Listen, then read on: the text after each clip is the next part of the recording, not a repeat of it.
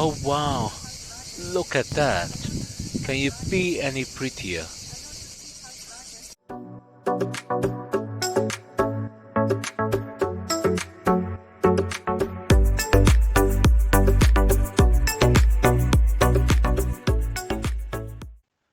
Salut, it's Ken. Welcome back to my channel, Ken Travels 360. Previously, on Bleu de Provence, I showed you the BA Gallery's first launch at Heathrow Terminal 3 before our flight to Marseille, as well as the rental car. In this new episode, we are ready to start the trip to look for all things lavender. And what better place to start than Abbaye de Sénanque? Oh wow, look at that. Can you be any prettier? In a remote secret valley of lavender fields, outside the village of Gordes, the medieval Cistercian Abbaye de Sénanque is one of the most instantly recognizable icons of Provence. The Abbaye Notre-Dame de Sénanque, to give it its full name, is also a working monastery with a rich history and magnificent architecture. The Cistercians started life in Citeaux in Burgundy in the early 12th century as a splinter group from the Benedictine group order, but the Cistercian founder thought the Benedictine had become too wealthy and worldly.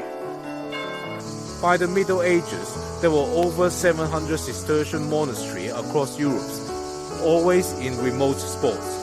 During the 16th century, the war of religion took place in France when the Roman Catholics fought the French Huguenots, Protestant.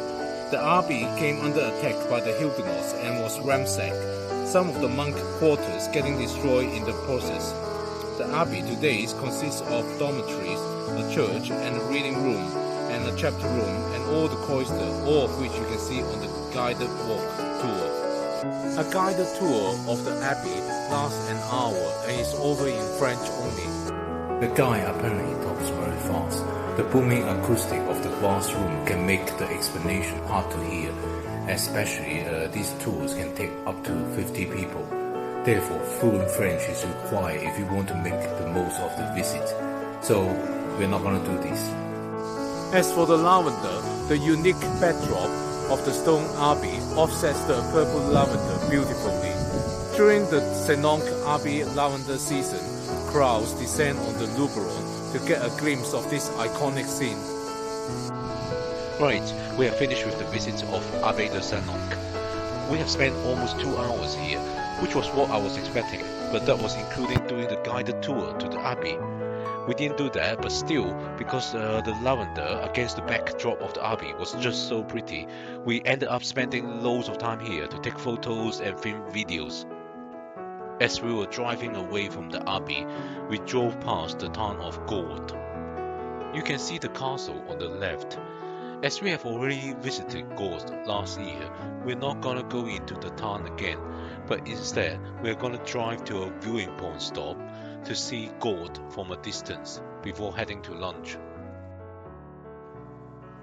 I'll show you some photos from last year's visit of Gordes.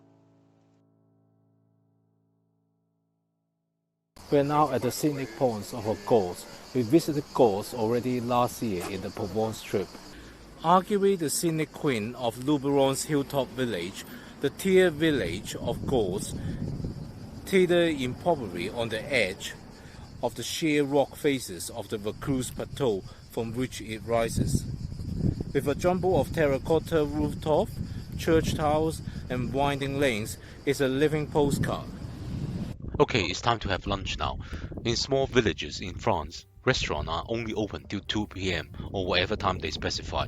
And if you try to get in after that time, they will tell you that they have closed already. Right, we are at the lunch restaurant now. It's the Estayan restaurant in Gordes. Je prends pavé de farci de veau.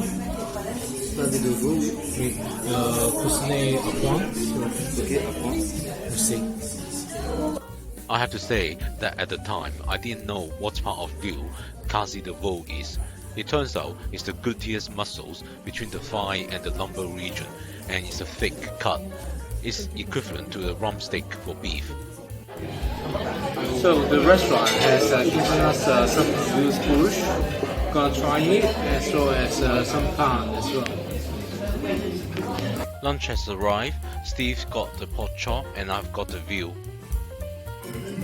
The salt here is the salt that come from Agumod. We visited this last year in last year's Provence trip. So just got back from the lunch and it's really hot. The car is registering 39 degrees Celsius. After lunch, it's time to drive to Roussillon, where our hotel will be tonight. But on the way, we are distracted by a random lavender field. We couldn't help but to have a stop to take some photos and shoot some videos. If you have been enjoying this video, please give me a thumbs up. And if you would like to continue to follow this series, please subscribe to my channel and click the notifications bell icon. They say magicians should never reveal their tricks, but I'm gonna tell you how these videos were shot. At the beginning of this trip, I bought a 3-meter selfie stick from a shop in Aix-en-Provence, and I attached my Insta360 1x2 camera to the selfie stick, and this allowed me to shoot many of these drone light shots. Right, we really should get to the hotel now. This is tonight's hotel, Les Arbres d'Oc.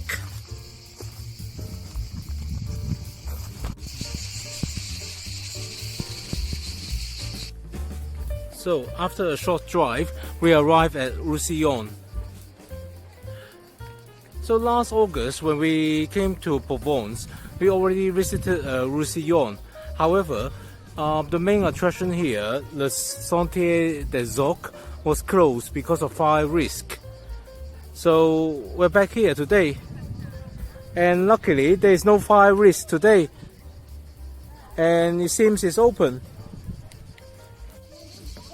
Next time, we'll walk through the Sentier des Ocs, and importantly, we'll find out what ochre is. We'll also have a quick look at Roussillon, followed by a little wine tasting and a rather unusual dinner. Thanks for watching this video. I'll see you next time. A bientôt.